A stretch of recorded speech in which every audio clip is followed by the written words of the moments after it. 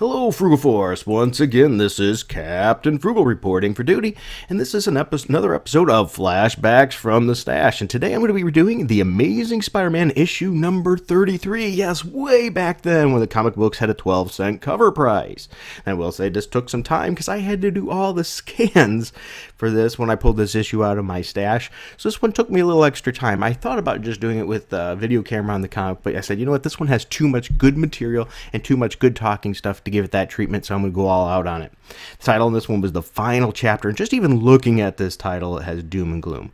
Now, just before I get too in-depth, just in case nobody here you're new to Flashbacks from the Stash series, I take an older comic book. It doesn't have to be super old, as long as it's, a couple years old at least, and I compare it to a comic book from today. And I talk about some of the differences in what we see, or the similarities. Alright, so right off the bat, the cover of this is fantastic. You can see Spider-Man's in some doom and gloom, so let's turn into the book and see what's going on. Right off the bat, yes, we have an advertisement. Back there in those days, we had these advertisements all the time. Look at this, the cycle putter. You put this in your bicycle to make it sound loud. We have a prankster whistle that you put in somebody's exhaust pipe. It's supposed to make lots of noise. You don't get advertisements like this today. You absolutely don't, not in comic books, which might be a good thing because a lot of this stuff might not even be considered legal anymore because they're advertising things that don't actually do what they say, like X-ray specs. I'm sorry, those things never did work. So anyway, moving on. We go to, here we are, the final chapter, and we start with Aunt May. This is before it became a common thing that Aunt May was always sick and dying, because that became a trope in comic books today. So since this time, we've seen Aunt May sick and dying many times. It says, as Peter Parker's Aunt May lies dying in the hospital, victim of the effects of radioactivity in her bloodstream. We have Dr. Kurt Connors here is working on a formula to try to save her, by the way. But then there was a stolen serum in the possession of Dr. Octopus, whose masked henchmen wait outside a steel door as Spidey and Doc Ock battle within.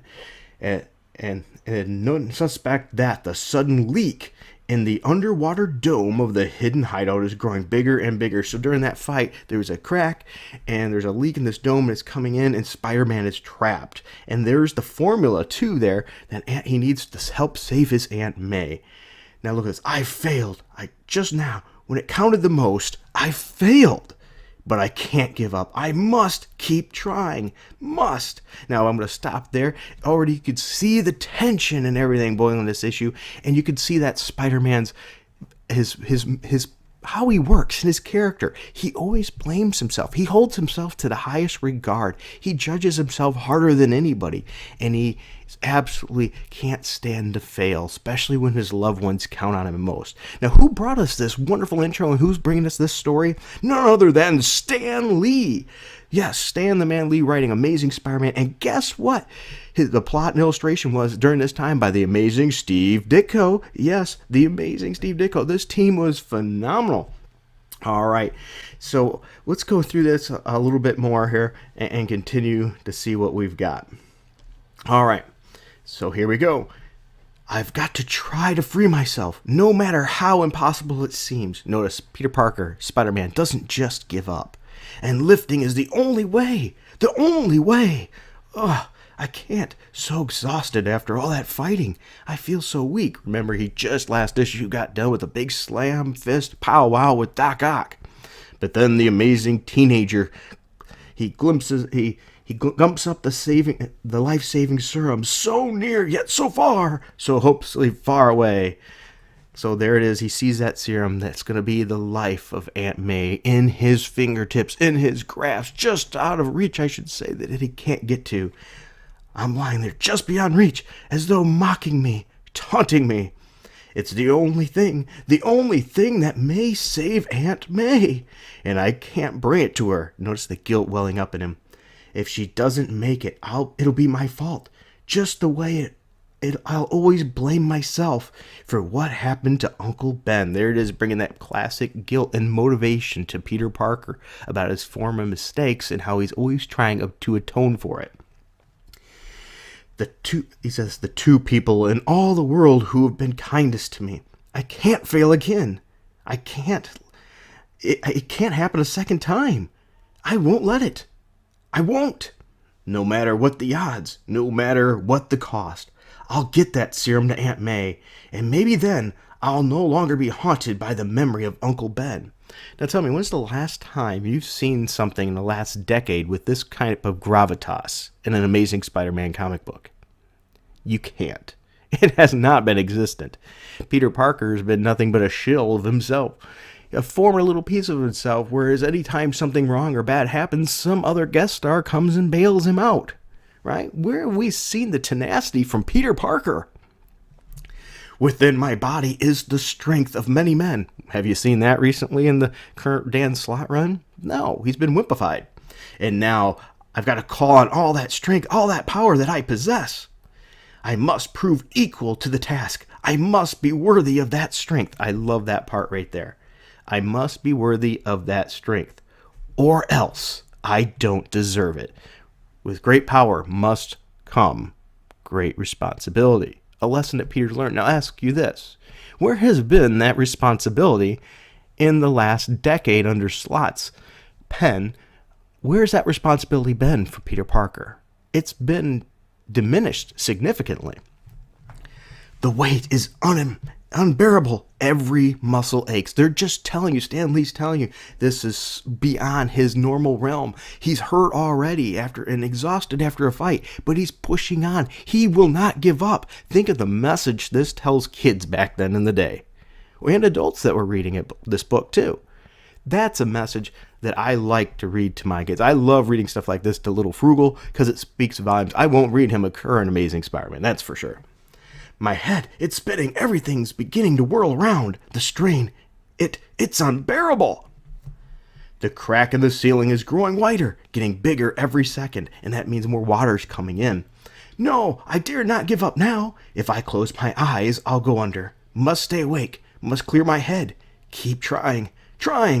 I'll do it, Aunt May. I won't fail you. No matter what, I won't fail. Now, another point I really want to make here is he's never once said, I'm going to die. This is going to end me. Everything was thoughts about other people. His whole thought was saving Aunt May, not how do I save myself? Because back then, in those days of writing, Peter Parker was a true hero. He was a normal man with superpowers, and he had felt he had a responsibility to it. He wasn't perfect, and he knew that, and he strived constantly to be a better person. And we've seen that in issues like this. Anyone can win a fight when the odds are easy. It's when the going's tough, when there seems to be no chance, that's when it counts. I want to bring up a point that's very true, too. Anybody can show their best version of themselves when times are great. It's when things are going bad that our true character shows. And in this issue, you see Peter Parker's true character, which is nowhere matching today's character of Peter Parker in the comic books.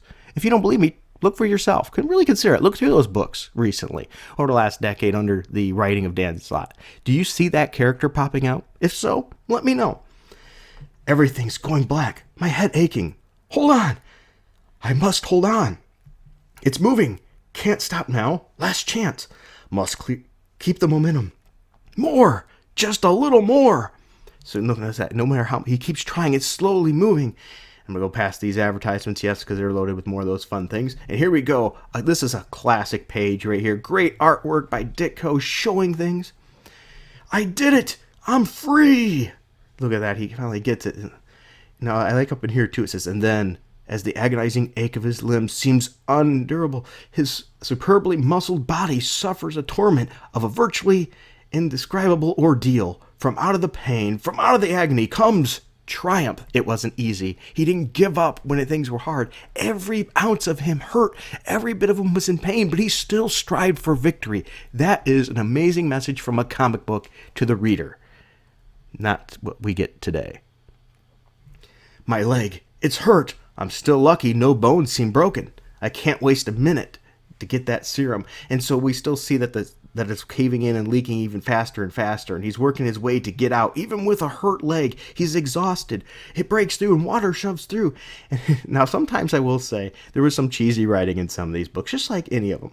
I'll go limp. Let it sweep me along through the tunnel. These few seconds will give me a chance to regain some of my strength. Yes, Spider-Man was a fast healer, and sometimes you can get that second win, so that's okay too. So we see Spider-Man flowing through the tunnels as the water pulls through too.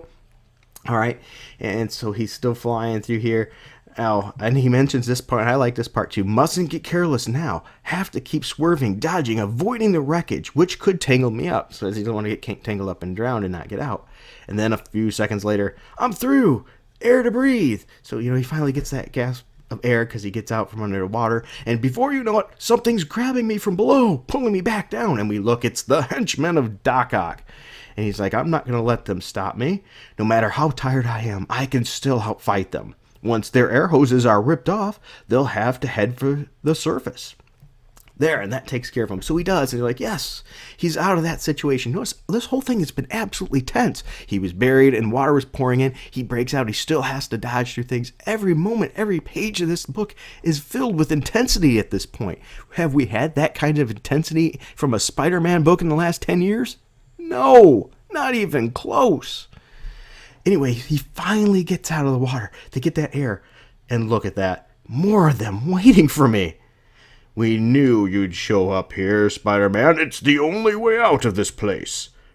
But the only way to reach the exit is to fight your way through us. Peter Parker at this point is absolutely exhausted. He has a hurt leg. He just got out of the water and has to catch his breath even. I've got a job to do, and nobody, nothing, no power on earth is going to stop me while I still live. Look at that. That was Peter Parker. Peter Parker, in the early days, and as most of the run, has had a streak of no giving. He will go to the end. That's one of the things that makes Peter Parker special. A regular man goes up against odds that are always above him, and a true hero is always the underdog in the fight, and he never lets it stop him. Look at that. Come on, we got him outnumbered. Let's rush him. And so they do. And so Spider-Man starts this fight, and he knows he's tired. If only my leg didn't throb so. If I weren't so exhausted. But I can't think of that now. And so they're beating on him. And he's thinking, I've got to take it. I've got to take it from them just a little longer. But by not fighting back, I can keep resting, regain my energy, my own strength keeps the blows from hurting too much. Now, that line is cheesy. My own strength keeps the blows from hurting too much. Okay. You got to laugh a little bit at that one. All right. This is probably the first time anyone ever rested by taking a beating. But then I never was much of a conformist. Hey, take note of that. I never was much of a conformist. Spider-Man's a socialist? I don't think so. Can't wait much longer. I'm beginning to ache. So now he's taking this pummeling, and now he starts fighting back. Now I've got to start fighting back. Now, while I still can. He's right. Without my full use of my leg, I can't maneuver, because this guy's telling him, no, he can't move well. What's the matter with me? What if my leg is injured? What if they are more rested? They're just a gang of mangy crooks, but I'm Spider-Man. When's the last time you heard I am Spider-Man and saying with pride that I am going to get through this? I am Spider-Man. I am not going to fail. I'm not without Aunt May counting on me, needing me. A man may lose. A man may be defeated. It's no disgrace so long as he doesn't give up. Once again, classic Peter Parker, classic attitude. Now in the books of Peter Parker, Spider-Man, if he had to fight this many guys, he would need help. S.H.I.E.L.D. would have to rush in. Mockingbird would have to come in, or whoever he has on his side today. This was the day back then when Peter Parker was written like a tough superhero. He will go fist to fist with you. He didn't always jump around too. If things were dire and it was just a slam fist punch, he would stand and knock faces left and right, fist to face, and pummel until somebody goes down. Peter Parker had heart. Peter Parker had character. I am not giving up. I'm not. I'll keep fighting no matter what. I won't give up. I won't. Nobody can make me give up. Not where there's so much at stake. I'll keep fighting until it's over. He was fighting so hard. He was so out of it, he didn't even realize that he won the fight. That is awesome. Can't stop now. Can't even look back. Dr. Connors needs the serum for Aunt May. Must keep moving. Keep walking. So no matter what, no matter how hurt he is, he's still persevering. He's still going on to save Aunt May. And he gets it to Dr. Kirk Connors, and he takes some of his own blood because of the serum situation. I'm not going to get into too much detail of that, but he swaps that in. Dr. Connors takes care of it. And then, so Peter gets that serum and then takes it to the hospital to get it to Aunt May. Now, Also, while he's there and doing it, he has to find out it's going to take some time, 2 hours. He's like, I couldn't bear to stand here that long, watching and fearing, dreading each passing second, knowing that it could be your last, because they have to wait around 2 hours to see if the serum took effect. I've done my best now, the best I could, Aunt May. Now there's nothing left but prayer. I'm going to stop and repeat that. I've done the best I could, Aunt May. Now there's nothing left but prayer. No, Peter doesn't have any faith. Remember, that's been a common argument, too, about Peter Parker.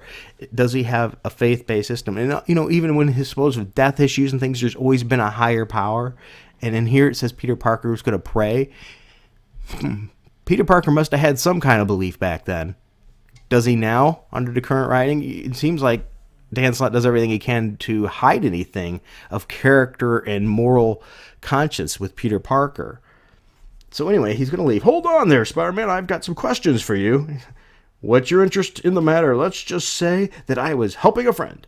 So, he's asking, what's the interest? Because why are you helping this old lady? Now anybody would, to be honest, would probably put 2 and 2 together. But hey, it's comics. Let's give it that. All right. So anyway, I've got to keep my mind occupied. Must keep busy for the next 2 hours. Wait, I've almost forgot. The Master Planners gang. They're still out there. And remember, Doc Ock was the boss of that. I've got to do a little stage setting. So he goes and sets up the stage, takes pictures, calls the Bugle, so that way they get a reporter down there. All right. And he does that. And so then he can get this story reported, and he can take pictures and earn some money from the Daily Bugle. So he does that. Of course, J. Jonah Jameson's absolutely happy. Peter comes in, walking in because he's got those photos.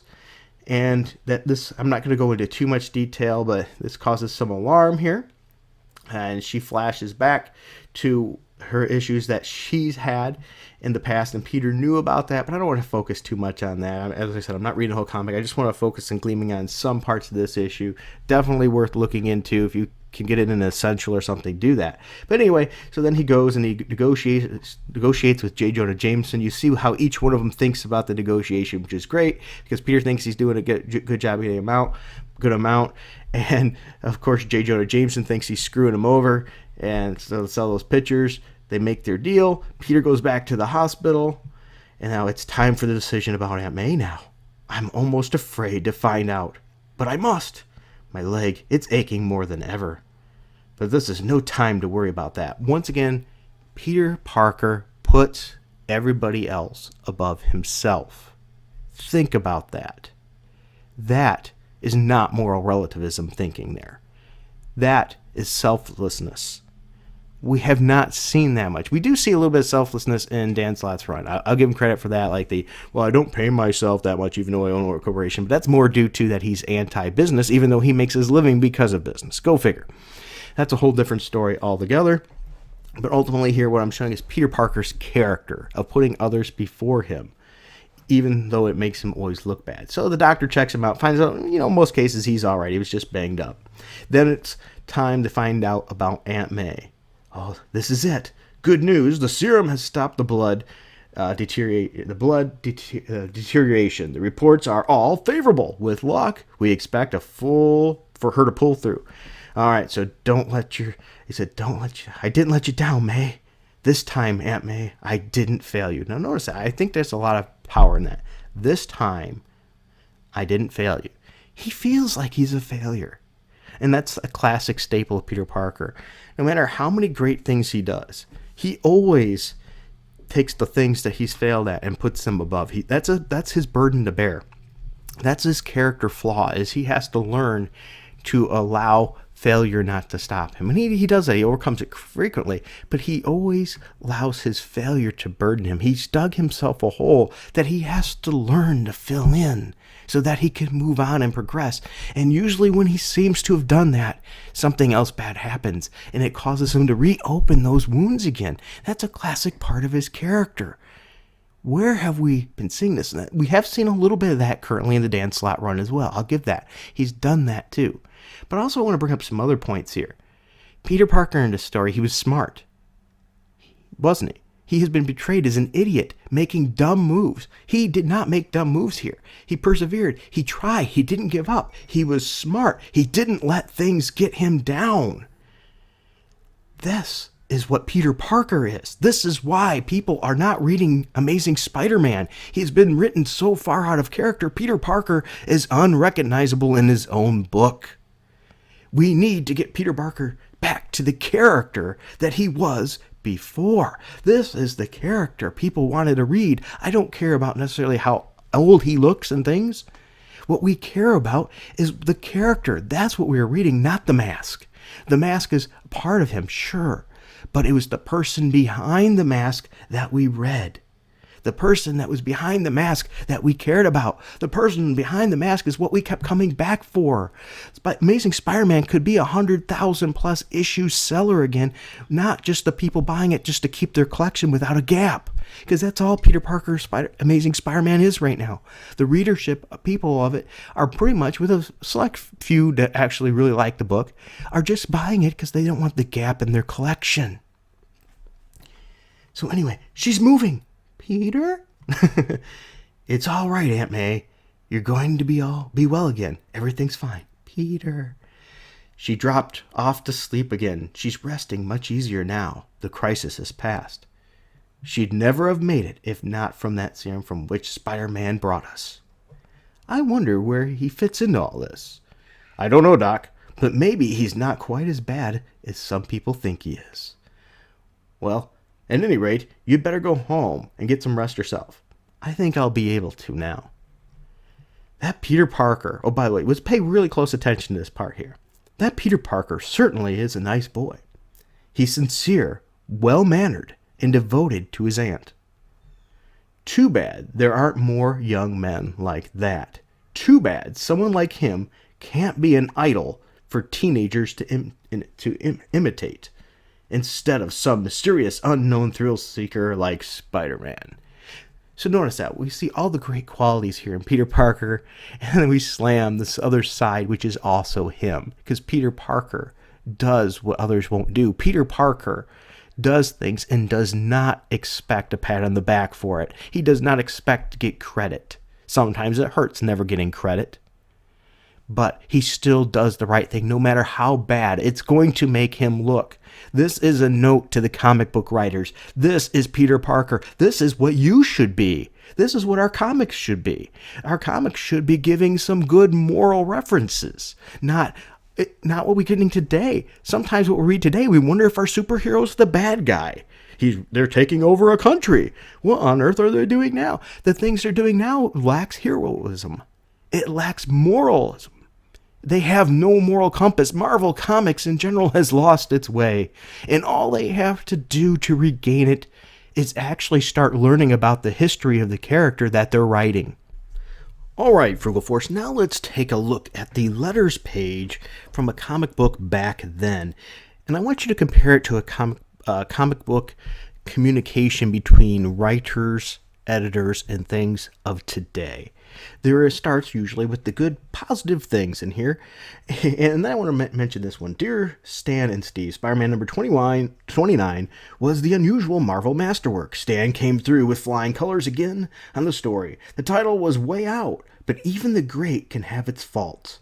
By this I mean that the Scorpion should have gotten at least put Spidey out cold, just for a few minutes. Don't get me wrong now. I'd rather turn in my MMMS membership, that's the Mighty Marvel Club in the past, just so you know, than to see Webhead's career end that way. But just for once, let Spidey lose a battle, huh? Please give this some thought. Now, in today's kind of responses, you probably would have gotten, if you don't like it, don't read it. But instead, let's look what we got here. Ron, do you know how many letters we get each day telling us that Spidey doesn't win often enough? You're the first Marvelian to come with the opposite beef in months. It just goes to show, no matter how hard we try, we can always manage to make someone hate us. Notice that there was no rudeness, no meanness. Now let's go to some other ones. Dear Stan and Steve, Spidey number 29 was a letdown. Sorry, Stan, but you asked for it. When you go all out on Spidey, like you do a lot of the time, then you almost have to keep it up. It makes a regular issue a letdown. This doesn't mean to stop writing great stories, but I'm afraid that that's the way fanatic fans' minds work. I'm afraid that the title of the tale was pretty bad. I'd just as soon it had been a Scorpion Returns or such droolery. Scorpion still isn't much of a villain. He's so much like the Lizard, who was a neat villain, but then you should drop him and just let that scientist lapse back into Lizzie every once in a while. And his costume is miserable. I'm curious how JJJ would prove he put a dime in the parking meter. The way Scorpion was defeated wasn't too hot. Now, two big gripes. Either get Betty out of Pete's life and let him concentrate on Liz, or let Betty and Pete really be serious about each other. Remember Spidey number 9?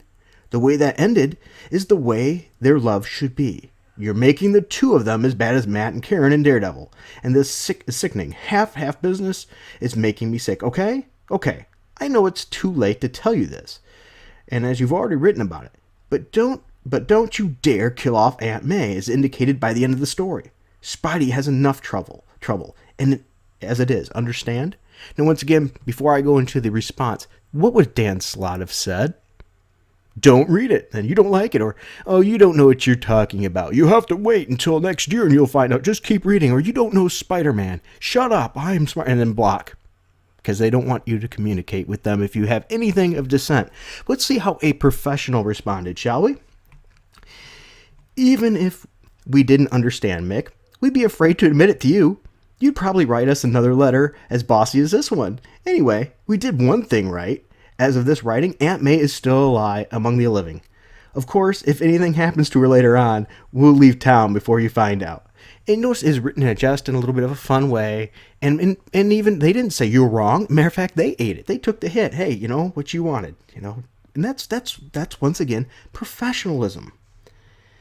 You know, it's amazing how the difference is. Here's another one. I wish to inform you that Spider-Man 29 was just not up to Marvel standards. Sure, the title could have come from Marvel Bullpen, Never Step on Scorpion, and the return of Scorpion was simply genius. But then you ruined it with 3 letters, namely JJJ. Yes, Jameson was not too bad at the start, but then he put out the extra saying Spider-Man and Scorpy were a team just to protect himself. I really got mad. When Spidey saves his life. When the police arrive, he takes it as if he did something great and gets all the praise. I just wish he could have gotten a few knocks in on the head from Scorpion's tail. That's my gripe. Your mags are simply marvelous. But JP, we always thought that you're supposed to hate our bubbly bad guys. Think how you'd really complain if we made him a lovable little sunbeam. So, I just wanted to point out, if people don't agree with something, look at how you respond to them. That's how they did back in the day. Okay? And compare that to how they respond now. Can you see a difference? Maybe, just maybe, that's part of this disconnect between the Marvel Comics community of writers and editors and their very fans. If you enjoyed this video, please be sure to hit like and subscribe. And if you want to make sure you get more notifications, make sure you hit that bell, because otherwise YouTube is not that good of sharing information about my videos. And if you do really want to help support me, go to my VidMe channel, where there you can just subscribe for as little as $1 a month, or you can give a one-time tip. Or you can send me stories and things on my Twitter and ideas and things like that. I appreciate any kind of content. And I've noticed a lot of you guys have been giving me articles and things to get my points of view on it. And I greatly appreciate that in all ways. All right. So I hope you enjoyed this. And until next time, keep it frugal.